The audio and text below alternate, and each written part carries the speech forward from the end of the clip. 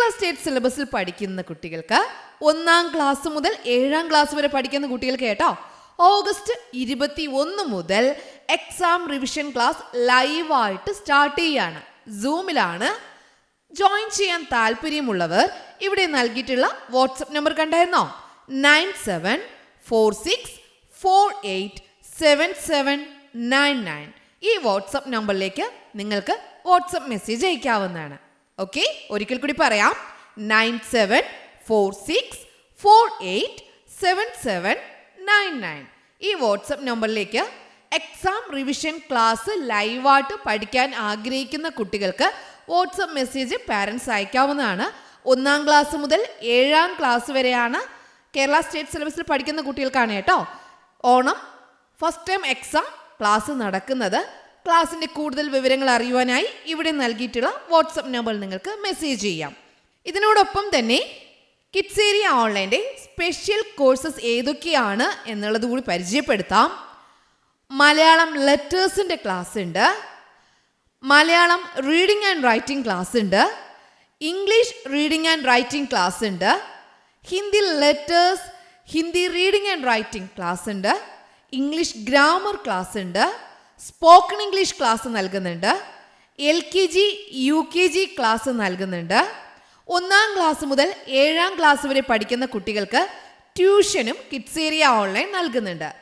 നിങ്ങൾക്ക് ഇതിനെക്കുറിച്ചുള്ള കൂടുതൽ വിവരങ്ങൾ അറിയുവാനായി നിങ്ങൾക്ക് ഏത് കോഴ്സാണോ ആവശ്യം ആ കോഴ്സിനെ കുറിച്ചുള്ള കൂടുതൽ വിവരങ്ങൾ അറിയുവാനായി ഇവിടെ നൽകിയിട്ടുള്ള വാട്സപ്പ് നമ്പറിൽ നിങ്ങൾ എന്ത് ചെയ്താൽ മതി? വോയിസ് മെസ്സേജോ അല്ലെങ്കിൽ ടെക്സ്റ്റ് മെസ്സേജോ അയച്ചാൽ മതിയാകും.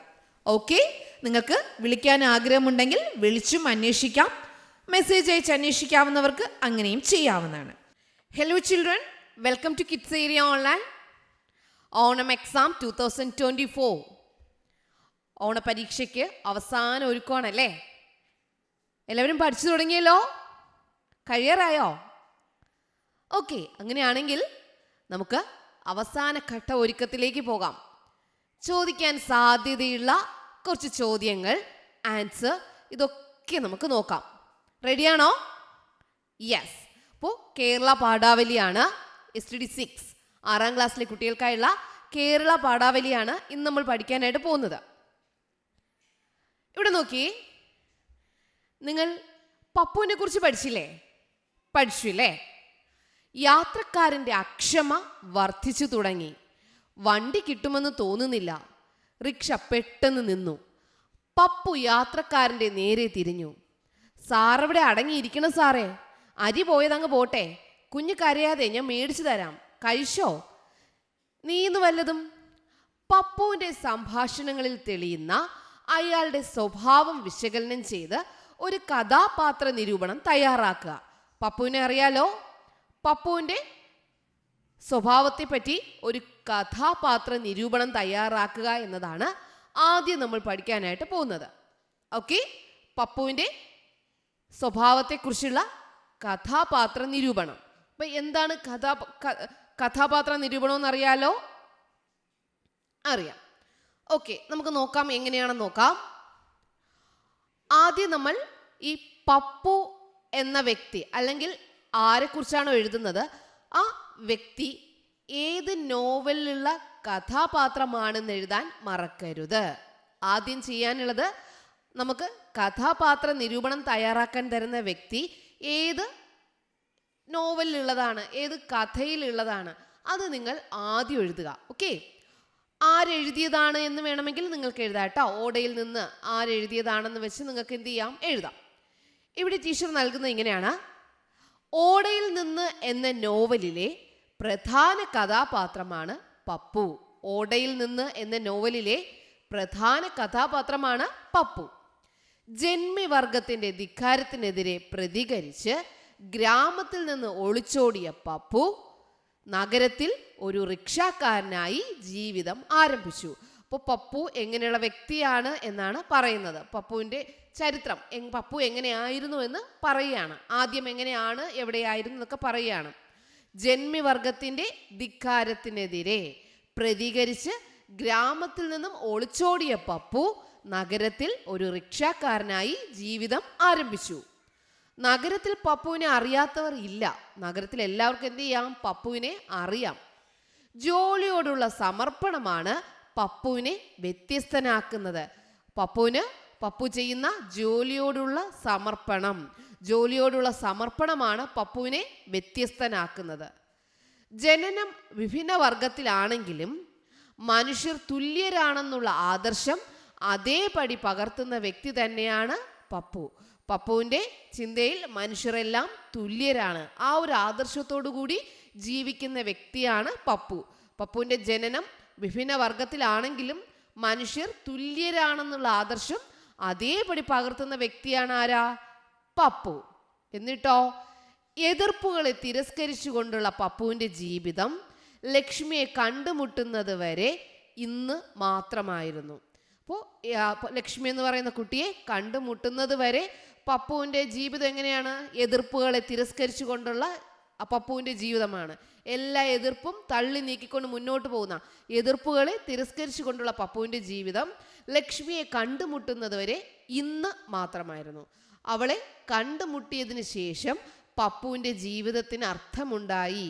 അവളെ കണ്ടുമുട്ടിയതിന് ശേഷമാണ് പപ്പുവിൻ്റെ ജീവിതത്തിൽ ഒരു അർത്ഥമുണ്ടെന്ന് പപ്പുവിന് തോന്നി തുടങ്ങിയത്. അയാൾ അവൾക്ക് വേണ്ടി ജീവിച്ചു. പപ്പു എന്താ? ലക്ഷ്മിക്ക് വേണ്ടി ജീവിച്ചു. പപ്പു എന്ന കഥാപാത്രവും കഥയും നമുക്ക് ചുറ്റുമുള്ളതാണ്. കാരണം എന്താ? പപ്പുവിനെ പോലെ ഒരുപാട് വ്യക്തികൾ നമ്മുടെ ചുറ്റുമുണ്ടല്ലേ. അപ്പോൾ പപ്പു എന്ന കഥാപാത്രവും കഥയും നമുക്ക് ചുറ്റുമുള്ളതാണ്. തെറ്റ് കണ്ടാൽ ചോദ്യം ചെയ്യുന്ന പപ്പു സത്യസന്ധനും സ്നേഹിക്കാൻ കഴിയുന്ന ഹൃദയമുള്ളവനുമാണ്. പപ്പുവിൻ്റെ മറ്റൊരു പ്രത്യേകത എന്താ? തെറ്റ് കണ്ടാൽ ചോദ്യം ചെയ്യുന്ന പപ്പു സത്യസന്ധനാണ്, സ്നേഹിക്കാൻ കഴിയുന്ന ഹൃദയമുള്ളവനുമാണ്. മനുഷ്യത്വത്തിൻ്റെ വ്യാഖ്യാനമാണ് പപ്പു. മനുഷ്യത്വത്തിൻ്റെ വ്യാഖ്യാനമാണ് പപ്പു. ഓക്കെ, അപ്പോൾ പപ്പുവിനെ കുറിച്ചുള്ള കഥാപാത്ര നിരൂപണമായിരുന്നു നമ്മൾ എഴുതിയത്. എങ്ങനെയായിരുന്നു? ആദ്യം പപ്പു എന്ന കഥാപാത്രം എവിടെ ഏതിലുള്ളതാണ് എന്ന് എഴുതിയല്ലേ. എന്നിട്ട് പപ്പുവിൻ്റെ ആദ്യകാല ജീവിതം എഴുതി, പപ്പുവിൻ്റെ സ്വഭാവം എഴുതി, എന്നിട്ട് അയാളുടെ എങ്ങനെയാണ് ഇപ്പോൾ ജീവിക്കുന്നതെന്ന് എഴുതി, പിന്നെ അയാളുടെ പ്രത്യേകതകൾ എഴുതി. അവസാനം എന്ത് പറഞ്ഞു? മനുഷ്യത്വത്തിൻ്റെ വ്യാഖ്യാനമാണ് പപ്പു. ഓക്കെ, മനസ്സിലായോ? അപ്പോൾ നിങ്ങളിത് 2 പ്രാവശ്യം കേൾക്കുമ്പോൾ നിങ്ങൾക്ക് നല്ലതുപോലെ എഴുതാനായിട്ട് കഴിയും കേട്ടോ. ഓക്കെ, ഇനിയുണ്ട് പപ്പുവിൻ്റെ സ്വഭാവം. പപ്പുവിൻ്റെ സ്വഭാവ സവിശേഷതകൾ ശ്രദ്ധിച്ചാൽ ഇത് ബോധ്യപ്പെടും. പപ്പുവിൻ്റെ സ്വഭാവ സവിശേഷതകൾ ശ്രദ്ധിച്ചാൽ ഇത് ബോധ്യപ്പെടും. പപ്പു പെരുമാറ്റത്തിൽ പരുക്കനാണ്, വെട്ടിത്തുറന്ന് പറയുന്നവൻ, ആരെയും കൂസാത്തവൻ, സത്യസന്ധൻ. എന്തൊക്കെയാ പപ്പുവിൻ്റെ സ്വഭാവ സവിശേഷതകൾ? എന്തൊക്കെയാ? പെരുമാറ്റത്തിൽ പരുക്കൻ സ്വഭാവമാണ്, പെരുമാറുമ്പോൾ പരുക്കൻ സ്വഭാവമായിട്ട് തോന്നും. വെട്ടിത്തുറന്ന് പറയുന്നവൻ, എന്തും പറയും, തുറന്നു പറയും. ആരെയും കൂസാത്തവൻ, ആരെയും പേടിയില്ല, എന്തും മുഖത്തു നോക്കി പറയുന്ന സ്വഭാവം, ആരെയും കൂസാത്തവൻ. സത്യസന്ധൻ, പറയുന്നത് സത്യസന്ധമായിട്ടുള്ള കാര്യങ്ങൾ മാത്രമേ പപ്പു പറയുകയുള്ളൂ, സത്യസന്ധനുമാണ്. പപ്പു എന്ന മനുഷ്യനെ മറ്റുള്ളവരിൽ നിന്ന് മാറ്റി നിർത്തുന്നത് ഈ കാര്യങ്ങളാണ്. അപ്പോൾ പപ്പു എന്ന മനുഷ്യനെ മറ്റുള്ളവരിൽ നിന്ന് മാറ്റി നിർത്തുന്നത് ഈ കാര്യങ്ങളൊക്കെയാണ്, മുകളിൽ പറഞ്ഞ ഈ കാര്യങ്ങളാണ്. അടിമത്തം വകവെച്ച് കൊടുക്കാത്തവനാണ് പപ്പു. അടിമത്തം വകവെച്ച് കൊടുക്കാത്തവനാണ് പപ്പു. അവൻ്റെ സത്യസന്ധതയെ മറ്റൊരാൾ ചോദ്യം ചെയ്യുന്നതും പപ്പുവിന് ഇഷ്ടമല്ല. പപ്പുവിൻ്റെ സത്യസന്ധതയെ മറ്റൊരാൾ ചോദ്യം ചെയ്യുന്നതും പപ്പുവിന് ഇഷ്ടമില്ല. അതാണ് പപ്പുവിൻ്റെ മഹത്വം. എല്ലാവരോടും സ്നേഹമായാണ് പെരുമാറുക, അനീതിയെ എതിർക്കുകയും ചെയ്യും. അപ്പോൾ പപ്പുവിൻ്റെ കഥാപാത്ര നിരൂപണം മനസ്സിലായല്ലോ. പപ്പുവിനെ കുറിച്ച് എല്ലാ കാര്യങ്ങളും കറക്റ്റായിട്ട് എഴുതുക. ഓക്കെ, മനസ്സിലായില്ലേ? Next question. പപ്പുവിൻ്റെ റിക്ഷ തട്ടി പെൺകുട്ടി വീണല്ലോ. പിറ്റേ ദിവസം ആ സംഭവം പത്രത്തിൽ വാർത്തയായി വന്നുവെന്ന് കരുതുക. പപ്പുവിൻ്റെ റിക്ഷ തട്ടി പെൺകുട്ടി വീണു, ആ സംഭവം വാർത്തയായി വന്നുവെന്ന് കരുതുക. എങ്ങനെയായിരിക്കും ആ വാർത്ത? എങ്ങനെയായിരിക്കും ആ വാർത്ത വരുന്നുണ്ടാവുക? വാർത്തയുടെ ആദ്യം എന്തായിരിക്കും ഉണ്ടാവുക? ഏറ്റവും മുകളിൽ എന്തായിരിക്കും ഉണ്ടാവുക? ഒരു ഹെഡിങ്, ഒരു തലക്കെട്ട് ഉണ്ടാവും അല്ലേ. അതിനുശേഷം നടന്ന സ്ഥലമായിരിക്കും. നോക്കി, റിക്ഷ തട്ടി പെൺകുട്ടി ഓടയിൽ വീണു. ഹെഡിങ്. അപ്പോൾ വാർത്ത എഴുതുമ്പോൾ ആദ്യം എന്ത് ചെയ്യണം? എന്താണ് എന്നുള്ള ഒരു തലക്കെട്ട് കൊടുക്കാൻ മറക്കരുത്. റിക്ഷ തട്ടി പെൺകുട്ടി ഓടയിൽ വീണു. എന്നിട്ട് എന്താ എഴുതേണ്ടേ? സ്ഥലം. എവിടെയാണ് ഇത് നടന്നത്? സ്ഥലം. എന്നിട്ട് 2 കുത്തു കൊടുക്കുക. സ്ഥലം എഴുതുക, ആലപ്പുഴ. എന്നിട്ട് എന്താ സംഭവിച്ചത് എന്ന് ആദ്യം എഴുതുക. എന്നിട്ട് മാത്രമേ വിശദീകരിക്കാവൂ. എന്താണ് എന്നുള്ളത് ആദ്യം എഴുതുക. ഇന്ന് വൈകിട്ട് 4 മണിയോട് അടുക്കുന്ന സമയത്ത് ബോട്ട് ജെട്ടിയിൽ നിന്നും റെയിൽവേ സ്റ്റേഷനിലേക്ക് പോയ റിക്ഷ തട്ടി ലക്ഷ്മി എന്ന പെൺകുട്ടി ഓടയിൽ വീണു. അത് നിങ്ങൾ ശ്രദ്ധിച്ചോ? റിക്ഷ തട്ടി പെൺകുട്ടി ഓടയിൽ വീണു. ഹെഡിങ്. ഹെഡിങ്ങിനോട് തുല്യമാണ് ആദ്യത്തെ സെന്റൻസ്. ഓക്കെ, ആദ്യത്തെ സെന്റൻസ് ഹെഡിങ് എന്താണെന്ന് വിശദീകരിക്കുന്നതാണ് ആദ്യത്തെ സെന്റൻസ്. ഓക്കെ, എന്നിട്ട് അത് എങ്ങനെയാണ് എന്താണ് എന്ന് പറയുകയുള്ളൂ. ഇന്ന് വൈകിട്ട് 4 മണിയോട് അടുക്കുന്ന സമയത്ത് ബോട്ട് ജെട്ടിയിൽ നിന്നും റെയിൽവേ സ്റ്റേഷനിലേക്ക് പോയ റിക്ഷ തട്ടി ലക്ഷ്മി എന്ന പെൺകുട്ടി ഓടയിൽ വീണു. റിക്ഷ ഓടിച്ചിരുന്നത് നഗരത്തിലെ പ്രധാന റിക്ഷക്കാരനായ പപ്പുവാണ്. റിക്ഷ ഓടിച്ചിരുന്നത് നഗരത്തിലെ പ്രധാന റിക്ഷക്കാരനായ പപ്പുവാണ്. ബോട്ട് ജെട്ടിയിൽ നിന്ന് റെയിൽവേ സ്റ്റേഷനിലേക്ക് യാത്രക്കാരനുമായി പോവുകയായിരുന്നു പപ്പു. പപ്പു എന്താ? ബോട്ട് ജെട്ടിയിൽ നിന്ന് റെയിൽവേ സ്റ്റേഷനിലേക്ക് യാത്രക്കാരനുമായി പോവുകയായിരുന്നു. പെൺകുട്ടിയുടെ പക്കലുണ്ടായിരുന്ന അരിയും മറ്റു സാധനങ്ങളും റോഡിൽ ചിതറിപ്പോയി. എന്ത് സംഭവിച്ചു എന്നാണ് എഴുതുന്നത്. ആദ്യം ഇതാരാണെന്ന് എഴുതി, എവിടെ നിന്നും എവിടേക്ക് പോകുമായിരുന്നെന്ന് എഴുതി, എന്നിട്ട് അവിടെ റിക്ഷ തട്ടിയപ്പോൾ പെൺകുട്ടിക്ക് എന്ത് സംഭവിച്ചു എന്ന് അടുത്തെഴുതി. പെൺകുട്ടിയുടെ പക്കലുണ്ടായിരുന്ന അരിയും മറ്റു സാധനങ്ങളും റോഡിൽ ചിതറിപ്പോയി. അതെങ്ങനെ പരിഹരിച്ചു എന്നടുത്തെഴുതുക. അവയ്ക്ക് പകരം സാധനങ്ങൾ റിക്ഷ ഡ്രൈവറായ പപ്പു എന്ത് ചെയ്തു? വാങ്ങിക്കൊടുത്തു. അവയ്ക്ക് പകരം സാധനങ്ങൾ പപ്പു വാങ്ങിക്കൊടുത്തു. പരിക്കുകളില്ലാത്തതിനാൽ പെൺകുട്ടി വീട്ടിലേക്ക് മടങ്ങുകയും ചെയ്തു. പരിക്കുകളില്ലാത്തതിനാൽ പെൺകുട്ടി വീട്ടിലേക്ക് മടങ്ങുകയും ചെയ്തു. അപ്പോൾ ഒരു വാർത്തയാണ് നമ്മൾ വായിച്ചത്. റിക്ഷ തട്ടി പെൺകുട്ടി ഓടയിൽ വീണു. ഹെഡിങ് കൊടുത്തു, സ്ഥലം എഴുതി, ആ ഹെഡിങ് എന്താണെന്ന് വിശദീകരിച്ചു, എന്താണ് നടന്നത് എന്ന് നമ്മൾ എഴുതി, ലാസ്റ്റ് എന്ത് സംഭവിച്ചു, എന്താണ് അവസാനം സംഭവിച്ചതെന്നും എഴുതി. ഓക്കെ, അപ്പോൾ വാർത്ത എഴുതാൻ അറിയാലോ? പഠിച്ചില്ലേ? യെസ്. കുഞ്ചൻ നമ്പ്യാർ പ്രാചീന കവിത്രയത്തിൽ ഒരാൾ. AD 1700 1770 മധ്യേ ജീവിതകാലം. ജന്മസ്ഥലം കിള്ളിക്കുറിശിമംഗലം. തുള്ളൽ പ്രസ്ഥാനത്തിന് ആരംഭം കുറിച്ചു. ഈ സൂചനകൾ ഉൾക്കൊണ്ട് ലഘുജീവചരിത്രക്കുറിപ്പ് തയ്യാറാക്കുക. അപ്പോൾ കുഞ്ചൻ നമ്പ്യാരുടെ കുറച്ച് കാര്യങ്ങൾ ഇവിടെ നൽകിയിട്ടുണ്ട്. എവിടെയാണ് ജനിച്ചത്, തുള്ളൽ പ്രസ്ഥാനത്തിന് ആരംഭം കുറിച്ചു, പ്രാചീന കവിത്രയത്തിൽ ഒരാളാണ്, അങ്ങനെ കുറച്ച് കാര്യങ്ങൾ നൽകിയിട്ടുണ്ടല്ലേ. ഇനി നിങ്ങൾക്കറിയാവുന്ന കാര്യങ്ങൾ കൂടി ഉൾപ്പെടുത്തി എന്ത് ചെയ്യണം? ഒരു ലഘു ജീവചരിത്രക്കുറിപ്പ് തയ്യാറാക്കണം. ഓക്കെ, എങ്ങനെയാണെന്ന് നോക്കാം.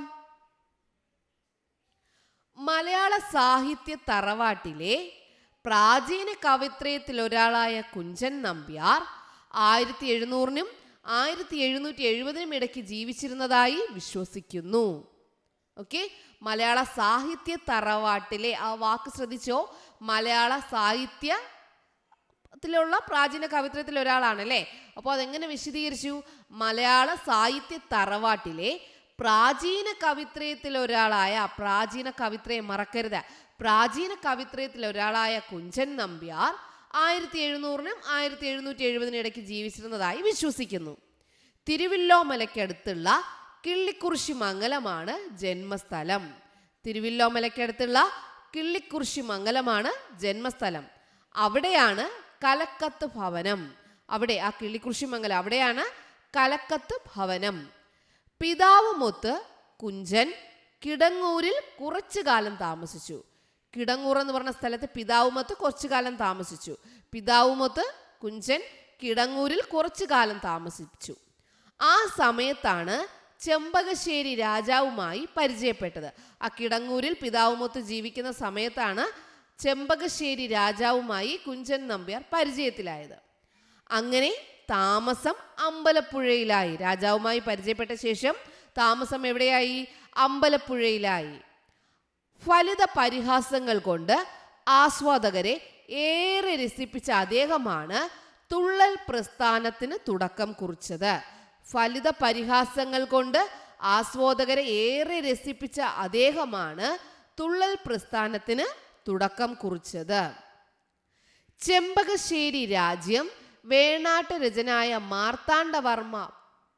രാജാവായ മാർത്താണ്ഡവർമ്മ പിടിച്ചടക്കിയതോടെ കുഞ്ചൻ നമ്പ്യാർ വാസം തിരുവനന്തപുരത്താക്കി.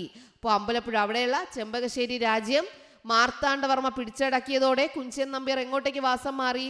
തിരുവനന്തപുരത്താക്കി. അപ്പോൾ കിടങ്ങൂരായിരുന്നു, എന്നിട്ട് എങ്ങോട്ടേക്ക് വന്നു? അമ്പലപ്പുഴയായി. എന്നിട്ടോ മാർത്താണ്ഡവർമ്മ ചെമ്പകശ്ശേരി രാജ്യം പിടിച്ചതോടെ തിരുവനന്തപുരത്താക്കി. അവിടെ വെച്ചാണ് നളചരിത കർത്താവായ ഉണ്ണായി വാര്യരുമായി പരിചയപ്പെടുന്നത്. തിരുവനന്തപുരത്ത് വെച്ചാണ് കുഞ്ചൻ നമ്പ്യാർ നളചരിത കർത്താവായ ഉണ്ണായി വാര്യരുമായി പരിചയപ്പെടുന്നത്. വാർദ്ധക്യ കാലത്ത് കുഞ്ചൻ നമ്പ്യാർ ചെമ്പകശ്ശേരിയിലേക്ക് മടങ്ങി. വാർദ്ധക്യകാലത്ത് നമ്പ്യാർ തിരുവനന്തപുരത്തു നിന്നും തിരിച്ചെങ്ങോട്ടേക്ക് പോയി? ചെമ്പകശ്ശേരിയിലേക്ക് മടങ്ങി. പേവിഷബാധ മൂലം അന്തരിച്ചതായി വിശ്വസിക്കപ്പെടുന്നു. തുള്ളൽ എന്ന ദൃശ്യ കലാരൂപത്തിന് ആരംഭം കുറിച്ചത് കുഞ്ചൻ നമ്പ്യാർ അമ്പലപ്പുഴയിൽ താമസിക്കുമ്പോഴാണ്. അപ്പോൾ തുള്ളൽ എന്ന ദൃശ്യ കലാരൂപത്തിന് ആരംഭം കുറിച്ചത് എവിടെ വെച്ചാണ്? നമ്പ്യാർ അമ്പലപ്പുഴയിൽ താമസിക്കുമ്പോഴാണ്. ഓക്കെ, അപ്പോൾ മനസ്സിലായല്ലോ. നമുക്ക് നൽകിയിട്ടുള്ള കാര്യങ്ങളും അതുപോലെ നമ്മൾ മനസ്സിലാക്കിയിട്ടുള്ളതും പഠിച്ചിട്ടുള്ളതായ കാര്യങ്ങളെല്ലാം ചേർത്ത് നമ്മൾ എന്ത് ചെയ്തു? കുഞ്ചൻ നമ്പ്യാരെ കുറിച്ച് എഴുതി. ഓക്കെ, മനസ്സിലായില്ലേ? വായിച്ചു നോക്കണോ? നിങ്ങൾ എന്ത് ചെയ്യുക? മനസ്സിലായില്ലെങ്കിൽ ഒരിക്കൽ കൂടി എന്ത് ചെയ്യുക? അത് കേട്ടു നോക്കുക. ഓക്കെ, ഒരിക്കൽ കൂടി കേൾക്കുമ്പോൾ നല്ലതുപോലെ മനസ്സിലാകും. അടുത്ത ചോദ്യത്തിലേക്ക് പോകാം. അടുത്ത ചോദ്യത്തിലേക്ക് പോയാലോ? അടുത്ത ചോദ്യം ദൃക്സാക്ഷി വിവരണമാണേ. മുത്തും പവിഴം മരതകം മാണിക്യം ഒത്തുവിളങ്ങും മതിലുകളും അച്ചസ്ഫടിക പ്രദേശങ്ങളും പിന്നെ സ്വച്ഛങ്ങളാകും തടാകങ്ങളും ഇന്ദ്രപ്രസ്ഥത്തിൽ മയം നിർമ്മിച്ച വിസ്മയ കാഴ്ചകൾ നിങ്ങൾ കണ്ടുവല്ലോ. അപ്പോൾ പ്രസ്ഥത്തിൽ മയം നിർമ്മിച്ച വിസ്മയ കാഴ്ചകൾ നിങ്ങൾ കണ്ടുവല്ലോ. പടയിൽ തോറ്റോടുന്നവരെ കുറിച്ച് കുഞ്ചൻ നമ്പ്യാർ വർണ്ണിച്ചത് നോക്കൂ. പടയിൽ തോറ്റോടുന്നവരെ കുറിച്ച് കുഞ്ചൻ നമ്പ്യാർ വർണ്ണിച്ചത് എങ്ങനെയാ? ഉള്ളത്തിൽ ഭയമേറുക മൂലം വെള്ളത്തിൽ ചിലർ ചാടി ഒളിച്ചു, വള്ളിക്കെട്ടുകൾ തോറും ചെന്നെത്തിനുള്ളിൽ പൂക്കിതു പല ജനം. അപ്പോൾ മണ്ണിൽ പല പല കുഴിയുണ്ടാക്കി പൊണ്ണന്മാർ ചിലർ അവിടെ ഒളിച്ചു, കണ്ണുമടച്ചു പുതച്ചു കിടന്നൊരു വണ്ണക്കുറക്കവും അങ്ങു തുടങ്ങി.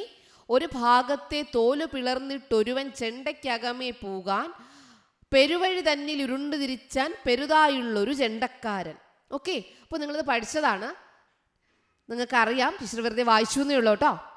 ഈ സംഭവം തത്സമയം സംപ്രേഷണം ചെയ്യുന്നതിന് വേണ്ടി ഒരു ദൃക്സാക്ഷി വിവരണം തയ്യാറാക്കുക. തത്സമയ സംപ്രേഷണമാണ് നടക്കുന്നത്, അത് ലൈവ് എന്നൊക്കെ പറയില്ലേ, അതെ. അപ്പോൾ ഒരു ദൃക്സാക്ഷി, അത് കണ്ടുകൊണ്ട് നിൽക്കുന്ന ഒരു ദൃക്സാക്ഷി തത്സമയം അതേസമയം അവിടെ നിന്ന് സംപ്രേഷണം ചെയ്യുകയാണ്. അപ്പോൾ എങ്ങനെയായിരിക്കും പറയുന്നുണ്ടാവുക? തത്സമയ സംപ്രേഷണം ദൃക്സാക്ഷി വിവരണമാണ് തയ്യാറാക്കുന്നത്. ഓക്കെ, തത്സമയം സംപ്രേഷണം എന്ന് ചോദിച്ചാലും ദൃക്സാക്ഷി വിവരണം എന്ന് ചോദിച്ചാലും ഇത് ഇങ്ങനെ തന്നെ എഴുതണം. ഓക്കെ, എങ്ങനെയാണെന്ന് നോക്കാം. യുദ്ധത്തിൽ തോറ്റോടിയ പടയാളികൾ എവിടെയെങ്കിലും ഒളിക്കാൻ ശ്രമിക്കുകയാണ്. അതാ പടയാളികൾ ജീവനും കൊണ്ട് ഓടുകയാണ്. എങ്ങനെയെങ്കിലും രക്ഷപ്പെടണം. ചിലർ വെള്ളത്തിൽ ചാടുന്നു, ആഞ്ഞു നീന്തുകയാണ്. എങ്ങനെയെങ്കിലും മറുകരയെത്തണം. അതാ അവിടെ വള്ളിക്കെട്ടുകൾ കാണുന്നുണ്ട്, അതുകണ്ട് ചിലർ അതിൽ കയറി ഒളിക്കുന്നു. അപ്പോൾ എങ്ങനെയാണ്? യുദ്ധത്തിൽ തോറ്റോടിയ പടയാളികൾ എവിടെയെങ്കിലും ഒളിക്കാൻ ശ്രമിക്കുകയാണ്. അതാ പടയാളികൾ ജീവനും കൊണ്ട് ഓടുകയാണ്. എങ്ങനെയെങ്കിലും രക്ഷപ്പെടണം. ചിലർ വെള്ളത്തിൽ ചാടുന്നു, ആഞ്ഞു നീന്തുകയാണ്. വെള്ളത്തിൽ ചാടിയിട്ടോ ആഞ്ഞു നീന്തുകയാണ്. എങ്ങനെയെങ്കിലും മറുകര എത്തണം. അതാ അവിടെ വള്ളിക്കെട്ടുകൾ കാണുന്നുണ്ട്, അത് കണ്ട് ചിലർ അതിൽ കയറി ഒളിക്കുന്നു. കൂട്ടത്തിൽ ചില പൊണ്ണത്തടിയന്മാർ ഓടാൻ കഴിയാതെ വിഷമിക്കുകയാണ്. അവരതാ മണ്ണുമാന്തി കുഴിയുണ്ടാക്കി അതിൽ കയറി ഒളിക്കുന്നു. ചില പൊണ്ണത്തടിയന്മാർ ഓടാൻ കഴിയാതെ വിഷമിച്ച് എന്ത് ചെയ്യുന്നു? മണ്ണ് മാന്തി കുഴിയുണ്ടാക്കി അതിൽ കയറി ഒളിക്കുന്നു. അവർ അതിൽ കിടന്ന് ഉറങ്ങിപ്പോയെന്ന് തോന്നുന്നു. ഒരാളിതാ ചെണ്ടയുടെ ഒരു ഭാഗം കീറിപ്പൊളിക്കുന്നു. അവൻ അതിൽ കയറി ഒളിക്കാൻ നോക്കുകയാണ്. ചെണ്ട പൊതുവഴിയിൽ ഉരുണ്ടുരുണ്ട് പോകുന്നു. അയാൾ ചെണ്ടയിൽ കയറി രക്ഷപ്പെടാൻ ശ്രമിക്കുകയാണ്. അപ്പൊ എങ്ങനെയാ ദൃക്സാക്ഷി വിവരണം എങ്ങനെയാണെന്ന് മനസ്സിലായല്ലോ. അവിടെ കണ്ട കാര്യങ്ങൾ അതുപോലെ അപ്പോൾ തന്നെ കാണുന്നത് അതുപോലെ വിളിച്ചു പറയുന്നതാണ്. യുദ്ധത്തിൽ തോറ്റോടിയ പടയാളികൾ എവിടെയെങ്കിലും ഒളിക്കാൻ ശ്രമിക്കുകയാണ്. അത് ആ പടയാളികൾ ജീവനും കൊണ്ട് ഓടുകയാണ്. എങ്ങനെയെങ്കിലും രക്ഷപ്പെടണം. ചിലർ വെള്ളത്തിൽ ചാടുന്നു, ആഞ്ഞു നീന്തുന്നു.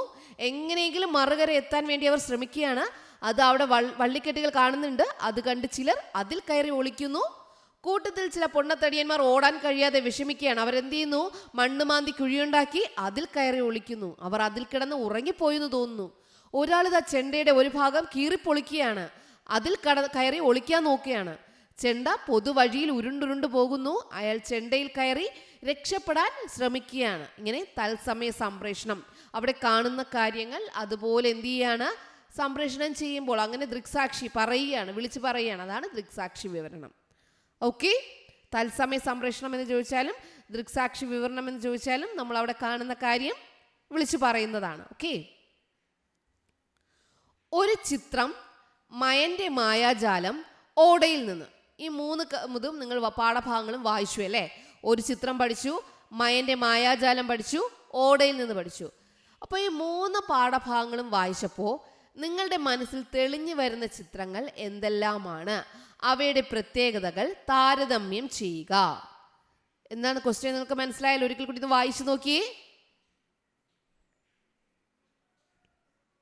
വായിച്ചായിരുന്നോ? നമ്മൾ പഠിച്ച പാഠഭാഗങ്ങളായ ഒരു ചിത്രം, മയന്റെ മായാജാലം, ഓടയിൽ നിന്ന്. ഈ 3 പാഠഭാഗങ്ങളും വായിച്ചപ്പോൾ നിങ്ങളുടെ മനസ്സിൽ തെളിഞ്ഞു വരുന്ന ചിത്രങ്ങൾ എന്തെല്ലാമാണ്? അവിടെ പ്രത്യേകതകൾ തമ്മിൽ താരതമ്യം ചെയ്യാം. അത് നമുക്കിതിൻ്റെ പ്രത്യേകത എഴുതാം. ഈ 3 പാഠഭാഗങ്ങളിലും മനോഹരമായ വാഗ്മയ ചിത്രങ്ങൾ അനുവാചകർക്ക് നൽകുന്നുണ്ട്. എന്താണ് വാഗ്മയ ചിത്രങ്ങൾ? വാക്കുകൾ കൊണ്ട് ചിത്രങ്ങൾ ഉണ്ടാക്കുക അല്ലേ? വാക്കുകൾ കൊണ്ട് അത് വായിക്കുമ്പോൾ തന്നെ നമ്മൾ എന്ത് ചെയ്യും? ആ ചിത്രങ്ങൾ തെളിഞ്ഞു വരും, വാഗ്മയ ചിത്രങ്ങൾ. ഈ 3 പാഠഭാഗങ്ങളിലും മനോഹരമായ വാഗ്മയ ചിത്രങ്ങൾ അനുവാചകർക്ക് നൽകുന്നുണ്ട്. അത് കാണുമ്പോൾ തന്നെ നമുക്ക് മനസ്സിലാക്കാൻ പറ്റും. ഒരു പെയിന്റിംഗ് നോക്കി നിൽക്കുന്ന മനോഹരമായ പ്രതീതിയാണ് ഒരു ചിത്രം എന്ന കവിത തരുന്നത്. ഒരു ചിത്രം എന്ന കവിതയിൽ ഒരു പെയിന്റിംഗ് നോക്കി നിൽക്കുന്ന മനോഹരമായ പ്രതീതി. പശുവിനെ കറക്കുന്ന അമ്മയുടെ സമീപത്ത് പാൽപാത്രവുമായി നിൽക്കുന്ന കുട്ടിയുടെ ചിത്രം. പശുവിനെ കറക്കുന്ന അമ്മയുടെ സമീപത്ത് പാൽപാത്രവുമായി നിൽക്കുന്ന ഒരു കുട്ടിയുടെ ചിത്രമാണ് ഇതിലുള്ളത്. ഒരു ചിത്രം അവിടെ വരുന്നത്. എന്നാൽ ഓടയിൽ നിന്നോ? ഓടയിൽ നിന്നെന്ന പാഠഭാഗം വായിക്കുമ്പോൾ ഓരോ സംഭവവും തുടർച്ചയായി മനസ്സിൽ തെളിയുന്നു. അവ വായിക്കുമ്പോഴും മനസ്സിൽ വ്യത്യസ്തമായ പ്രതികരണമാണ് ഉണ്ടാവുന്നത്. പപ്പു റിക്ഷ വലിച്ചുകൊണ്ട് പോകുന്നത് വായിക്കുമ്പോൾ ജോലിയിലുള്ള സാമർഥ്യത്തെക്കുറിച്ച് മതിപ്പ് തോന്നുന്നു. പെൺകുട്ടി വീണത് വായിക്കുമ്പോൾ നമുക്ക് സങ്കടം വരുന്നു. എന്നാൽ മയന്റെ ഇന്ദ്രജാലത്തിൽ എത്തുമ്പോൾ വായനക്കാരിൽ അത്ഭുതവും വിസ്മയവും കൂടുതലായി ഉണ്ടാകുന്നു. തികച്ചും സങ്കല്പ ലോകത്തിലെ ഒരു കാഴ്ചയാണത്. ഒരു നിമിഷം കൊണ്ടൊരു മണിമാളിക ഉയർന്നു വരുന്ന കാഴ്ചയാണ് ദർശിക്കുന്നത്. ഇത്തരം ഒരു മന്ദിരം ഭാവനയിൽ കാണുന്നത് രസകരമാണ്. വാഗ്മയ ചിത്രത്താൽ ഈ 3 പാഠഭാഗങ്ങളും നമ്മൾ എന്ത് ചെയ്തു? അത്ഭുതപ്പെടുത്തിയല്ലേ? മനസ്സിലായാലും. അപ്പോൾ 3 പാഠഭാഗങ്ങളിലും നിങ്ങൾ എന്താണോ മനസ്സിലാക്കിയത് അത് നിങ്ങൾ എഴുതുക. അടുത്ത താരതമ്യക്കുറിപ്പാണേ. താരതമ്യക്കുറിപ്പ് ആരൊക്കെ തമ്മിലാണെന്ന് അറിയാവോ? കുഞ്ഞു മുഹമ്മദിക്കയും പപ്പു. കുഞ്ഞു മുഹമ്മദിക്കയുടെയും പപ്പുവിൻ്റെയും സ്വഭാവ സവിശേഷതകൾ താരതമ്യം ചെയ്ത് കുറിപ്പ് തയ്യാറാക്കുക. 2 പേരുടെയും സ്വഭാവത്തെക്കുറിച്ച് താരതമ്യക്കുറിപ്പ് തയ്യാറാക്കാനാണ്. അപ്പോൾ ആദ്യം എന്ത് ചെയ്യണം? നമുക്ക്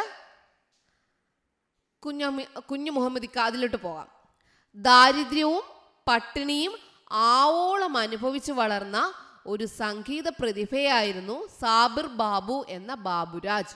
അപ്പോൾ ബാബുരാജിൻ്റെ ഫുൾ നെയിം എന്താ? ആദ്യ പേരെന്താ? സാബിർ ബാബു. സാബിർ ബാബു. ദാരിദ്ര്യവും പട്ടിണിയും ആവോളം അനുഭവിച്ച് വളർന്ന ഒരു സംഗീത പ്രതിഭയായിരുന്നു സാബിർ ബാബു എന്ന ബാബുരാജ്. കുട്ടിക്കാലത്ത് അനാഥനായി ട്രെയിനിൽ പാട്ടുപാടി കാലം കഴിച്ചുകൂട്ടുകയായിരുന്നു. കുട്ടിക്കാലത്ത് അനാഥനായി ട്രെയിനിൽ പാട്ടുപാടി കാലം കഴിച്ചുകൂട്ടുകയായിരുന്നു. ആ കുട്ടിയെ കോഴിക്കോട് പട്ടണത്തിൽ നിന്ന് കുഞ്ഞു മുഹമ്മദ് എന്ന പോലീസുകാരൻ വിളിച്ചു കൊണ്ടുപോയി സ്വന്തം സഹോദരങ്ങളോടൊപ്പം വളർത്തി. ആ കുട്ടിയെ പട്ടണത്തിൽ നിന്ന് കുഞ്ഞു മുഹമ്മദ് എന്ന പോലീസുകാരൻ വിളിച്ചുകൊണ്ടുപോയി സ്വന്തം സഹോദരങ്ങളോടൊപ്പം വളർത്തി. സംഗീത ലോകത്തെ അതുല്യ പ്രതിഭാശാലിയായി വളരാൻ ആവശ്യമായ പ്രേരണയും പ്രോത്സാഹനവും നൽകി. എന്നിട്ടോ കുഞ്ഞു മുഹമ്മദ് എന്ത് ചെയ്തു? ആ ബാബുരാജിന് സംഗീത ലോകത്തെ അതുല്യ പ്രതിഭാശാലിയായി വളരാൻ വേണ്ടിയിട്ടുള്ള എല്ലാ പ്രേരണയും പ്രോത്സാഹനവും നൽകി. ഇത് തൻ്റെ ചുമതലയും നിയോഗവുമായി കണ്ടറിഞ്ഞ കലാസ്നേഹിയായിരുന്നു കുഞ്ഞു മുഹമ്മദ് ഇക്ക. അപ്പോൾ ഇത് തൻ്റെ ചുമതലയും ഇത് താൻ ചെയ്യേണ്ട കാര്യമാണ്. ഇതിൻ്റെ ചുമതലയും നിയോഗവുമായി കണ്ടറിഞ്ഞ കലാസ്നേഹിയായിരുന്നു കുഞ്ഞു മുഹമ്മദ് ഇക്ക. സാധാരണ പോലീസുകാരനിൽ നിന്നും വ്യത്യസ്തമായ ഒരു സ്വഭാവ സവിശേഷമാണ് അദ്ദേഹത്തിൻ്റെതെന്ന് കാണാൻ കഴിയും. അപ്പോൾ ആദ്യം കുഞ്ഞു മുഹമ്മദ് ഇക്കയെ കുറിച്ച് എന്ത് ചെയ്തു? നമ്മൾ എഴുതി. ബാബുരാജിനെ എന്ത് ചെയ്തു? ട്രെയിനിൽ പാട്ട് പാടിക്കൊണ്ടിരുന്ന കാലത്തുനിന്ന് കൂടെ വിളിച്ചുകൊണ്ടുവന്ന് സ്വന്തം സഹോദരങ്ങളോടൊപ്പം വളർത്തി.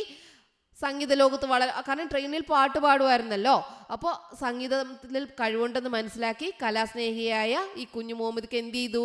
സംഗീത ലോകത്ത് വളരാൻ ആവശ്യമായിട്ടുള്ള പ്രേരണയും പ്രോത്സാഹനവും കൊടുത്തു. അങ്ങനെ സാധാരണ പോലീസുകാരിൽ നിന്നും വ്യത്യസ്തമായ ഒരു സ്വഭാവ സവിശേഷതമാണ് ഈ കുഞ്ഞു മുഹമ്മദ് ഇക്കയിൽ കാണാനായിട്ട് കഴിയുന്നത്. എന്നാൽ പപ്പുവിൻ്റെത് എങ്ങനെയാണ്? ഇതുപോലെ അപ്രതീക്ഷിതമായ ഒരു പെരുമാറ്റമാണ് ഓടയിൽ നിന്നെന്ന നോവലിലെ മുഖ്യ കഥാപാത്രമായ പപ്പുവിൻ്റെതും. പട്ടണ നടുവിലൂടെ അതിവേഗത്തിൽ റിക്ഷ ഓടിച്ചു പോകുന്നയാളാണ് പപ്പു. വീടും വീട്ടുകാരും ഇല്ലാത്ത, നാളെക്കുറിച്ച് ചിന്തിക്കാത്ത, കാലം കഴിച്ചു കൂട്ടുന്ന അയാളുടെ വണ്ടി തട്ടി ലക്ഷ്മി എന്ന പെൺകുട്ടി നിലത്ത് വീണു. പപ്പുവിന് വേറെ ചിന്തകളൊന്നും ഇല്ല. അതിവേഗത്തിൽ റിക്ഷ ഓടിച്ചു പോകുന്നു. അന്നുള്ള പൈസ കണ്ടെത്തി ജീവിച്ച് ഒന്നും ചിന്തിക്കുന്നില്ല. വീടും വീട്ടുകാരും ഇല്ല, നാളെക്കുറിച്ച് ചിന്തിക്കാതെ കാലം കഴിച്ചു കൂട്ടുന്ന അയാളുടെ വണ്ടി തട്ടി ലക്ഷ്മി എന്ന പെൺകുട്ടി നിലത്ത് വീഴുകയാണ്. അവളുടെ കൈവശമുണ്ടായിരുന്ന അരിയും പയറും ഒക്കെ ചിതറി ഓടയിൽ വീണു. അതോർത്ത് കരയുന്ന ആ കുട്ടിയെ ആശ്വസിപ്പിക്കുകയും പകരം സാധനങ്ങൾ വാങ്ങിക്കൊടുക്കുകയും ചെയ്തു. മാത്രവുമല്ല, ആഹാരം കഴിക്കാതെ വിശക്കുന്ന ആ കുട്ടിക്ക് കഴിക്കാനായി ഒരു കടയിൽ നിന്ന് പഴവും വാങ്ങിക്കൊടുക്കുന്നു. ആ പപ്പു എന്ത് ചെയ്തു? ആ കുട്ടി അവിടെ ഇട്ടിട്ട് പോയോ? ഇല്ലേ അല്ലേ. ആ കുട്ടി ആശ്വസിപ്പിക്കുകയും പകരം സാധനങ്ങൾ വാങ്ങിക്കൊടുക്കുകയും ചെയ്തു. അത് കഴിഞ്ഞോ, ആഹാരം കഴിക്കാതെ വിശക്കുന്ന ആ കുട്ടിക്ക് കഴിക്കാനായി കടയിൽ നിന്ന് പഴവും വാങ്ങിക്കൊടുക്കുന്നു.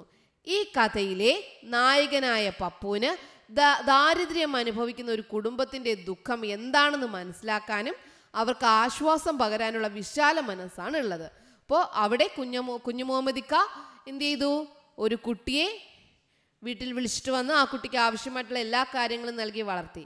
ഇവിടെയോ പപ്പു ആണെങ്കിലോ ആ ദാരിദ്ര്യ കുടുംബത്തിൽപ്പെട്ട കുട്ടിയുടെ അവസ്ഥ മനസ്സിലാക്കി അവരെ സഹായിക്കുന്ന വിശാല മനസ്സാണല്ലേ. അപ്പോൾ പപ്പുവിനെ കുറിച്ചും കുഞ്ഞു മുഹമ്മദിനെ കുറിച്ചും രണ്ടുപേരുടെ സ്വഭാവം മനസ്സിലായല്ലോ. പാട്ടിന്റെ പാലാഴി എന്ന പാഠഭാഗത്തിലെ കുഞ്ഞു മുഹമ്മദ് എന്ന പോലീസുകാരനും ഓടയിൽ നിന്ന് എന്നതിലെ പപ്പു എന്ന റിക്ഷക്കാരനും മറ്റുള്ളവരോട് കാട്ടുന്ന ദയയും സ്നേഹവും സമാനമാണെന്ന് കാണാം. ഇവിടാണ് താരതമ്യം. നമ്മൾ ആദ്യം എന്ത് ചെയ്തു? രണ്ടുപേരുടെയും സ്വഭാവം എഴുതി. 2 പാരഗ്രാഫ് രണ്ടുപേരുടെയും സ്വഭാവം എഴുതി. ലാസ്റ്റ് നമ്മൾ എന്ത് ചെയ്യണം? രണ്ടുപേരെയും ഒരുമിച്ചാക്കി രണ്ടുപേരുടെയും എന്താണ് രണ്ടുപേർക്കും ഒരുപോലെയുള്ളത്, എന്താണ് അവർ തമ്മിലുള്ള ഒരു താരതമ്യം എന്ന് നമ്മൾ ചെയ്യണം. എന്താണ്? പാട്ടിന്റെ പാലാഴി എന്ന പാഠഭാഗത്തിലെ കുഞ്ഞു മുഹമ്മദ് എന്ന പോലീസുകാരനും ഓടയിൽ നിന്ന് എന്നതിലെ പപ്പു എന്ന റിക്ഷക്കാരനും മറ്റുള്ളവരോട് കാട്ടുന്ന രണ്ടുപേരും മറ്റുള്ളവരോട് ദയയും സ്നേഹവും അല്ലേ കാട്ടിയത്? അതെ, മറ്റുള്ളവരോട് കാട്ടുന്ന ദയയും സ്നേഹവും സമാനമാണ്, ഒരുപോലെയാണെന്ന് കാണാം. ഓക്കെ, താരതമ്യക്കുറിപ്പ് മനസ്സിലായല്ലോ. ആദ്യം നമ്മൾ രണ്ടുപേരുടെയും സ്വഭാവം എഴുതി. ഇനി രണ്ടുപേർക്കും എന്താണ് പ്രത്യേകത എന്നുള്ളത് ലാസ്റ്റ് എഴുതി. ഓക്കെ, അപ്പോൾ നമ്മൾ ഇന്ന് ഒരുപാട് കാര്യങ്ങൾ പഠിച്ചു. താരതമ്യക്കുറിപ്പ് പഠിച്ചു, ദൃക്സാക്ഷി വിവരണം പഠിച്ചു, ഒത്തിരി കാര്യങ്ങൾ പഠിച്ചില്ലേ? യെസ്, പഠിച്ചു. അടുത്ത ക്വസ്റ്റിലേക്ക് പോയാലോ?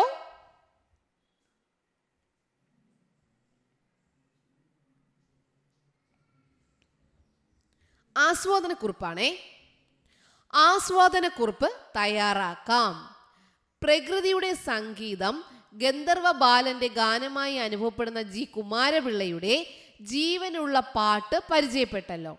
പ്രകൃതി സംഗീതത്തെ ആവിഷ്കരിക്കുന്ന മറ്റൊരു കവിത വായിക്കൂ.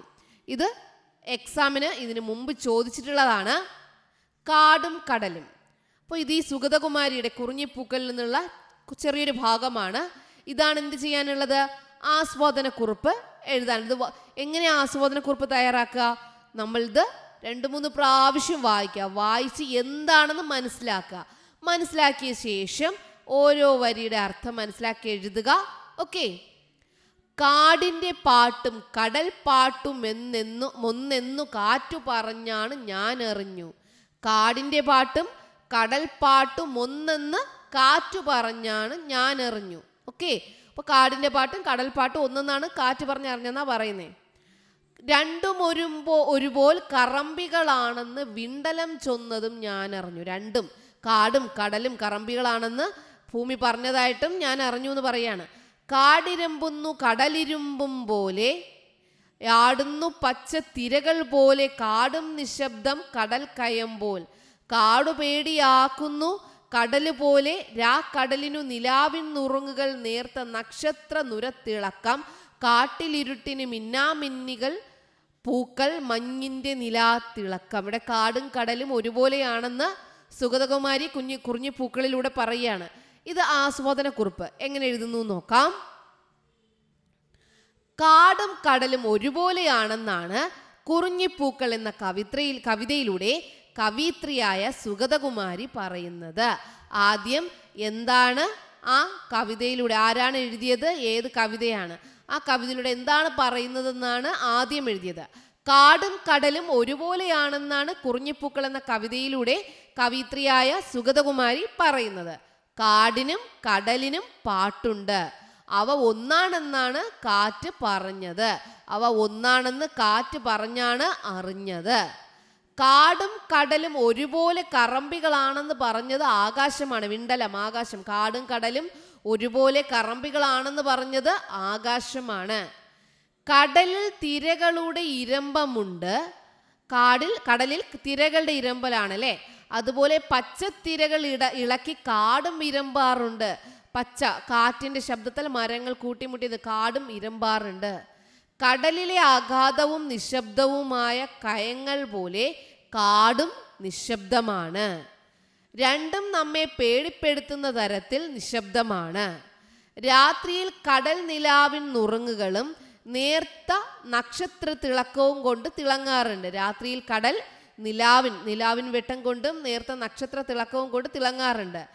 കാട്ടിൽ ഇരുട്ടത്ത് വെളിച്ചമായി മിന്നാമിനുങ്ങിൻ വെളിച്ചമാണുള്ളത്. കാട്ടിൽ അതുപോലെ എന്താണുള്ളത്? വെളിച്ചമായിട്ട് മിന്നാമിനുങ്ങിൻ്റെ വെളിച്ചമാണുള്ളത്. മാത്രവുമല്ല നിലാവിൽ തിളങ്ങുന്ന മഞ്ഞുതുള്ളികളുമുണ്ട്. നിലാവിൽ തിളങ്ങുന്ന മഞ്ഞുതുള്ളികളും കാട്ടിലുണ്ട്. ഇങ്ങനെ എല്ലാ രീതിയിലും കാടും കടലും ഒരുപോലെയാണെന്നാണ് കവിത്രി ഈ കവിതയിലൂടെ വ്യക്തമാക്കുന്നത്. അപ്പോൾ ആസ്വാദനക്കുറിപ്പ് നിങ്ങൾ എന്താണോ അതിൽ നിന്ന് ആസ്വദിച്ചത്, അതായത് നിങ്ങൾ എന്താണോ അതിൽ നിന്ന് മനസ്സിലാക്കിയത്, അതാണ് ആസ്വാദനക്കുറിപ്പ്. നിങ്ങൾ എഴുതുക. ഓക്കെ, മനസ്സിലായോ? യെസ്. അടുത്ത ക്വസ്റ്റ്യനിലേക്ക് പോകാം. അടുത്ത ക്വസ്റ്റ്യൻ, നോട്ടീസ് ചോദിച്ചാൽ എങ്ങനെ നോട്ടീസ് എഴുതാം? ഇവിടെ നമുക്ക് ബാബുരാജിനെ കുറിച്ച് നമ്മൾ നോട്ടീസ്, പോസ്റ്റർ, പ്രസംഗം, ഇത് മൂന്നുമാണ് അടുത്ത് പഠിക്കാനായിട്ട് പോകുന്നത് കേട്ടോ. ബാബുരാജിൻ്റെ ബാബുരാജ് അനുസ്മരണയായിട്ട് ബന്ധപ്പെട്ട് നോട്ടീസ്, പോസ്റ്റർ, പ്രസംഗം. ഓക്കെ, നോട്ടീസ് എങ്ങനെയാണെന്ന് നോക്കാം. ആദ്യം സ്കൂളിൻ്റെ പേരെഴുതുക. നിങ്ങൾ പഠിക്കുന്ന സ്കൂളിൻ്റെ പേരെഴുതുക. എന്നിട്ട് അതിൻ്റെ കൂടെ MS ബാബുരാജ് അനുസ്മരണം, സ്കൂളിൻ്റെ പേരെഴുതുക. അതിനുശേഷം MS ബാബുരാജ് അനുസ്മരണം എന്നെഴുതുക. ഓക്കെ.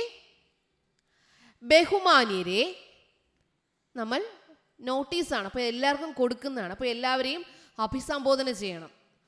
ബഹുമാന്യരെ, എന്താ ആദ്യം എഴുതുക? ബഹുമാന്യരെ. സ്കൂളിൻ്റെ പേരെഴുതിയിട്ട് ആ സ്കൂളിലെ UPSലെ 6ാം ക്ലാസ് വിദ്യാർത്ഥികൾ മലയാള സംഗീത ലോകത്ത് പാട്ടിൻ്റെ പാലാഴി തീർത്ത MS ബാബുരാജിന്റെ അനുസ്മരണ ചടങ്ങ് സംഘടിപ്പിക്കുന്നു. സ്കൂളിന്റെ പേര് അവിടുത്തെ UPSലെ 6ാം ക്ലാസ് വിദ്യാർത്ഥികൾ മലയാള സംഗീത ലോകത്ത് പാട്ടിന്റെ പാലാഴി തീർത്ത MS ബാബുരാജിന്റെ അനുസ്മരണ ചടങ്ങ് സംഘടിപ്പിക്കുന്നു. അദ്ദേഹത്തിന്റെ ചരമദിനമായ ഒക്ടോബർ 7 രാവിലെ 10 മണിക്ക് സ്കൂൾ അങ്കണത്തിൽ വച്ച് യോഗം സംഘടിപ്പിക്കുന്നു. അദ്ദേഹത്തിന്റെ ചരമദിനമായ ഒക്ടോബർ 7 രാവിലെ 10 മണിക്ക് സ്കൂൾ അങ്കണത്തിൽ വച്ച് യോഗം സംഘടിപ്പിക്കുന്നു. തദവസരത്തിൽ എല്ലാ രക്ഷകർത്താക്കളും നാട്ടുകാരും അധ്യാപകരും അനധ്യാപകരും വിദ്യാർത്ഥികളും സന്നിഹിതരായി ചടങ്ങ് ഗംഭീരമാക്കാൻ അഭ്യർത്ഥിക്കുന്നു. 6ാം ക്ലാസ് വിദ്യാർത്ഥികൾ. ഓക്കെ, എങ്ങനെയാണ് ഇപ്പൊ നോട്ടീസ് തയ്യാറാക്കുന്നത് മനസ്സിലായല്ലോ. ആദ്യം എന്താണ് ഹെഡിങ്, എന്താ കൊടുക്കുക? സ്കൂളിന്റെ പേര്, അവിടുത്തെ സ്കൂളിന്റെ പേര് MS ബാബുരാജ് അനുസ്മരണം. എന്നിട്ട് ബഹുമാന്യരെ എന്താണെന്ന് ആദ്യം എഴുതുക. എന്താണ് നടക്കുന്നത്? സ്കൂളിന്റെ പേര് കൊടുത്തിട്ട് അവിടുത്തെ UPSലെ 6ാം ക്ലാസ് വിദ്യാർത്ഥികൾ മലയാള സംഗീത ലോകത്ത് പാട്ടിന്റെ പാലാഴി തീർത്ത MS ബാബുരാജിന്റെ അനുസ്മരണ ചടങ്ങ് സംഘടിപ്പിക്കുന്നു. എത്ര മണിക്ക് എവിടെ വെച്ചെന്നൊക്കെയാണ് അടുത്ത് പറയുക.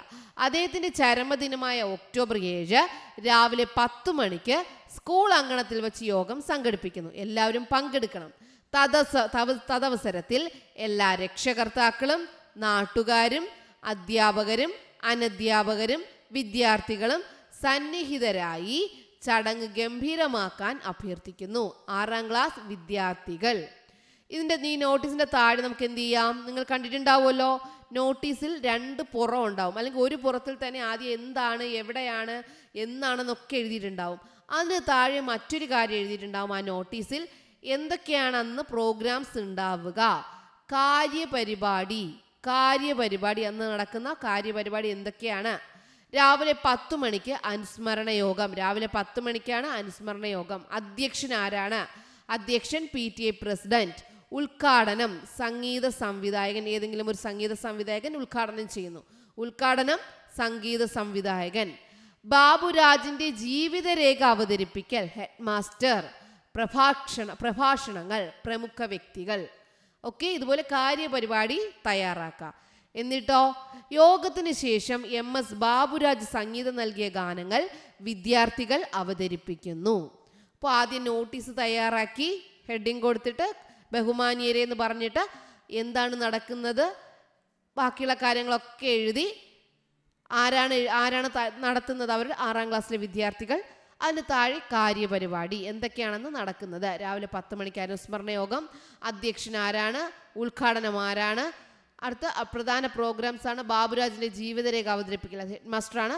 പ്രഭാഷണങ്ങൾ, അത് ആരൊക്കെയാണ് അവിടെ ആ ബാബുരാജിനെ കുറിച്ച് പറയുന്നത്, പ്രമുഖ വ്യക്തികൾ. യോഗത്തിന് ശേഷം MS ബാബുരാജ് സംഗീതം നൽകിയ ഗാനങ്ങൾ വിദ്യാർത്ഥികൾ അവതരിപ്പിക്കുന്നു. അപ്പൊ ഇതാണ് നോട്ടീസ്. ഇനി നമുക്ക് പോസ്റ്റർ എങ്ങനെ തയ്യാറാക്കാം? ഈ കാര്യത്തെ പോസ്റ്ററായിട്ട് എങ്ങനെ തയ്യാറാക്കാം? പോസ്റ്റർ എന്തെങ്കിലും ഐഡിയ ഉണ്ടോ?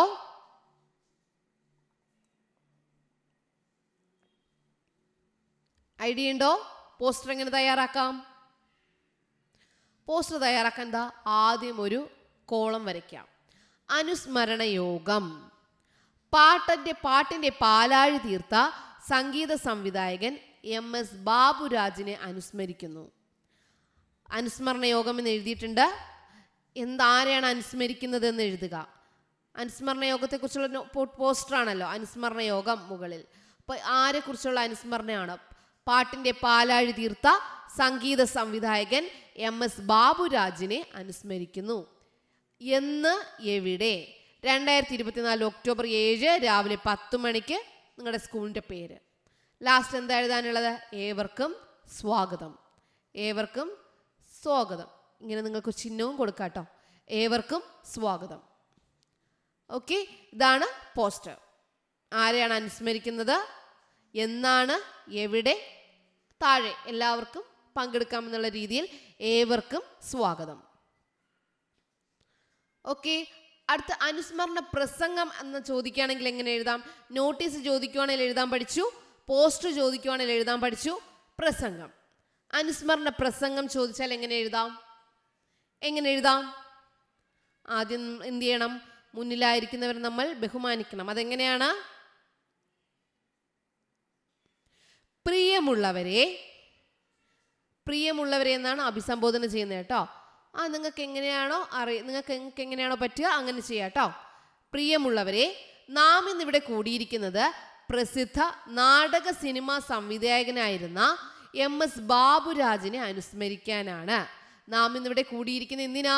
പ്രസിദ്ധ നാടക സിനിമാ സംഗീത സംവിധായകനായിരുന്ന MS ബാബുരാജിനെ അനുസ്മരിക്കാനാണ്. അദ്ദേഹം ഈണം നൽകിയ നിരവധി ഗാനങ്ങൾ ഇന്നും മലയാളികളുടെ മനസ്സിൽ നിറഞ്ഞു നിൽക്കുന്നു. അദ്ദേഹത്തിൻ്റെ ബാല്യകാലം പട്ടിണിയുടെ കാലമായിരുന്നു. അനാഥനായി ട്രെയിനിൽ പാട്ടുപാടി ഉപജീവനം കഴിച്ചു. അങ്ങനെ കഴിയുമ്പോഴാണ് കുഞ്ഞു മുഹമ്മദ് എന്ന പോലീസുകാരൻ ആ കുട്ടിയെ കാണാനും എടുത്തു വളർത്താനും ഇടയായത്. KT Muhammad, Kozhikode Abdul Khader, KP Ummer മുതലായവരുമൊത്ത് ബാല്യവും യൗവനവും കഴിച്ചുകൂട്ടി. ഇവരൊക്കെ സംഗീതം എഴുതുന്നവരും സംവിധായകന്മാരൊക്കെയാണ് അല്ലേ. അപ്പോൾ KT മുഹമ്മദ്, കോഴിക്കോട് അബ്ദുൽ ഖാദർ, KP ഉമ്മർ ഇവരോടൊക്കെ എന്ത് ചെയ്തു? ബാല്യവും യൗവനവും കഴിച്ചുകൂട്ടി. അതോടൊപ്പം എന്ത് ചെയ്തു? അദ്ദേഹത്തിലെ സംഗീത പ്രതിഭയും വളർന്നു. കോഴിക്കോട്ടെ സദസ്സുകളിൽ ഗാനമേളയും സംഗീത കച്ചേരിയും അവതരിപ്പിച്ച് അഭിനന്ദനങ്ങളും അനുമോദനങ്ങളും ഏറ്റുവാങ്ങി. തുടർന്ന് നാടക സിനിമാ മേഖലകളിൽ ഗായകനും സംഗീത സംവിധായകനുമായി നിറഞ്ഞു നിന്നു. ഈ സംഗീത പ്രതിഭയുടെ മറ്റൊരു പ്രത്യേകത കൂടി പറയട്ടെ. ഗസലുകളുടെയും ഹിന്ദുസ്ഥാനി സംഗീതത്തിൻ്റെയും ശ്രുതി ആദ്യമായി മലയാള ചലച്ചിത്രത്തിനുള്ളിൽ ഇഴചേർത്തതും അദ്ദേഹമാണ്. അപ്പോൾ ഗസലുകളുടെയും ഹിന്ദുസ്ഥാനി സംഗീതത്തിൻ്റെയും ശ്രുതി ചലച്ചിത്ര ഗാനങ്ങളിൽ ചേർത്തത് ഈ ബാബുരാജാണ്. ഇങ്ങനെ സംഗീത ലോകത്ത് എടുത്തു പറയത്തക്ക ഒട്ടേറെ പ്രത്യേകതകളുള്ള ഈ സംഗീത പ്രതിഭയെ നമുക്ക് ആദരവോടെ അനുസ്മരിക്കാം. അനുസ്മരണ പ്രസംഗമാണ്. അപ്പോൾ ലാസ്റ്റ് എന്ത് പറയണം? ഈ വ്യക്തിയെ നമുക്ക് അനുസ്മരിക്കാം. ഓക്കെ, അനുസ്മരണ യോഗമാകുമ്പോൾ, അനുസ്മരണ പ്രസംഗമാകുമ്പോൾ ലാസ്റ്റ് ഈ വ്യക്തിയെ നമുക്ക് അനുസ്മരിക്കാം എന്ന് പറഞ്ഞ് എന്ത് ചെയ്യാം? നന്ദി പറയാം. നന്ദി, നമസ്കാരം പറയാം. ഓക്കെ, അപ്പോൾ നമ്മൾ തുടങ്ങിയത് എങ്ങനെയാണ്? നമ്മൾ പ്രിയമുള്ളവരെ എന്ന് പറഞ്ഞാണ് നമ്മൾ സ്റ്റാർട്ട് ചെയ്തത്. എന്നിട്ടോ ബാബുരാജ് ആരെയാണ് അനുസ്മരിക്കുന്നതെന്ന് എഴുതി. പിന്നെ അദ്ദേഹത്തിൻ്റെ പ്രത്യേകത എന്താണെന്ന് എഴുതി. അദ്ദേഹത്തിൻ്റെ ആദ്യകാലം മുതൽ അവസാനം വരെയുള്ള കാര്യം എങ്ങനെയായിരുന്നു എന്ന് എഴുതി. എന്നിട്ടോ അദ്ദേഹത്തിൻ്റെ പ്രത്യേകത, അയാൾ ചെയ്ത മികച്ച കാര്യങ്ങളൊക്കെ എഴുതി. ആ പ്രതിഭയുടെ പ്രത്യേകതകളൊക്കെ എഴുതിയ ശേഷം നമുക്ക് എന്ത് ചെയ്യാം? ഇങ്ങനെയുള്ള വ്യക്തിയെ നമുക്ക് ആദരവോടെ അനുസ്മരിക്കാം എന്ന് പറഞ്ഞ്, അനുസ്മരണ യോഗത്തിലാണ് അനുസ്മരിക്കാം എന്ന് പറയാം കേട്ടോ. നന്ദി, നമസ്കാരം പറഞ്ഞ് അവസാനിപ്പിക്കാം. ഓക്കെ, മനസ്സിലായല്ലോ? അപ്പോൾ 6ാം ക്ലാസ്സിൽ പരീക്ഷയ്ക്ക് ചോദിക്കാവുന്ന ഒത്തിരി ക്വസ്റ്റ്യനുകൾ നമ്മൾ പഠിച്ചു. എല്ലാ ക്വസ്റ്റ്യൻസും നിങ്ങൾ മനസ്സിലാക്കിയോ? എക്സാം എഴുതേണ്ടതെന്നുള്ള ഒരു ഐഡിയ കിട്ടിയോ? അപ്പം നല്ലതുപോലെ എക്സാം എഴുതാലോ? Okay children, bye bye, thank you. Kerala state സിലബസിൽ പഠിക്കുന്ന കുട്ടികൾക്ക് 1ാം ക്ലാസ് മുതൽ 7ാം ക്ലാസ് വരെ പഠിക്കുന്ന കുട്ടികൾക്ക് കേട്ടോ, ഓഗസ്റ്റ് 21 മുതൽ എക്സാം റിവിഷൻ ക്ലാസ് ലൈവായിട്ട് സ്റ്റാർട്ട് ചെയ്യാണ്. സൂമിലാണ്. ജോയിൻ ചെയ്യാൻ താല്പര്യമുള്ളവർ ഇവിടെ നൽകിയിട്ടുള്ള വാട്സപ്പ് നമ്പർ കണ്ടായിരുന്നോ? 9746487799. ഈ വാട്സപ്പ് നമ്പറിലേക്ക് നിങ്ങൾക്ക് വാട്സപ്പ് മെസ്സേജ് അയക്കാവുന്നതാണ്. ഓക്കെ, ഒരിക്കൽ കൂടി പറയാം. 9746487799. ഈ വാട്സപ്പ് നമ്പറിലേക്ക് എക്സാം റിവിഷൻ ക്ലാസ് ലൈവായിട്ട് പഠിക്കാൻ ആഗ്രഹിക്കുന്ന കുട്ടികൾക്ക് വാട്സപ്പ് മെസ്സേജ് പാരൻസ് അയക്കാവുന്നതാണ്. 1ാം ക്ലാസ് മുതൽ 7ാം ക്ലാസ് വരെയാണ് കേരള സ്റ്റേറ്റ് സിലബസിൽ പഠിക്കുന്ന കുട്ടികൾക്കാണ് കേട്ടോ Onam first time exam class നടക്കുന്നത്. ക്ലാസ്സിൻ്റെ കൂടുതൽ വിവരങ്ങൾ അറിയുവാനായി ഇവിടെ നൽകിയിട്ടുള്ള വാട്സപ്പ് നമ്പറിൽ നിങ്ങൾക്ക് മെസ്സേജ് ചെയ്യാം. ഇതിനോടൊപ്പം തന്നെ കിഡ്സ് ഏരിയ ഓൺലൈൻ്റെ സ്പെഷ്യൽ കോഴ്സസ് ഏതൊക്കെയാണ് എന്നുള്ളത് കൂടി പരിചയപ്പെടുത്താം. മലയാളം ലെറ്റേഴ്സിൻ്റെ ക്ലാസ് ഉണ്ട്, Malayalam reading and writing class ഉണ്ട്, English reading and writing class ഉണ്ട്, Hindi letters, Hindi reading and writing class ഉണ്ട്, ഇംഗ്ലീഷ് ഗ്രാമർ ക്ലാസ് ഉണ്ട്, സ്പോക്കൺ ഇംഗ്ലീഷ് ക്ലാസ് നൽകുന്നുണ്ട്, LKG UKG ക്ലാസ് നൽകുന്നുണ്ട്. 1ാം ക്ലാസ് മുതൽ 7ാം ക്ലാസ് വരെ പഠിക്കുന്ന കുട്ടികൾക്ക് ട്യൂഷനും കിഡ്സ് ഏരിയ ഓൺലൈൻ നൽകുന്നുണ്ട്. നിങ്ങൾക്ക് ഇതിനെക്കുറിച്ചുള്ള കൂടുതൽ വിവരങ്ങൾ അറിയുവാനായി നിങ്ങൾക്ക് ഏത് കോഴ്സാണോ ആവശ്യം ആ കോഴ്സിനെ കുറിച്ചുള്ള കൂടുതൽ വിവരങ്ങൾ അറിയുവാനായി ഇവിടെ നൽകിയിട്ടുള്ള വാട്സപ്പ് നമ്പറിൽ നിങ്ങൾ എന്ത് ചെയ്താൽ മതി? വോയിസ് മെസ്സേജോ അല്ലെങ്കിൽ ടെക്സ്റ്റ് മെസ്സേജോ അയച്ചാൽ മതിയാകും. ഓക്കെ, നിങ്ങൾക്ക് വിളിക്കാൻ ആഗ്രഹമുണ്ടെങ്കിൽ വിളിച്ചും അന്വേഷിക്കാം. മെസ്സേജ് അയച്ച് അന്വേഷിക്കാവുന്നവർക്ക് അങ്ങനെയും ചെയ്യാവുന്നതാണ്.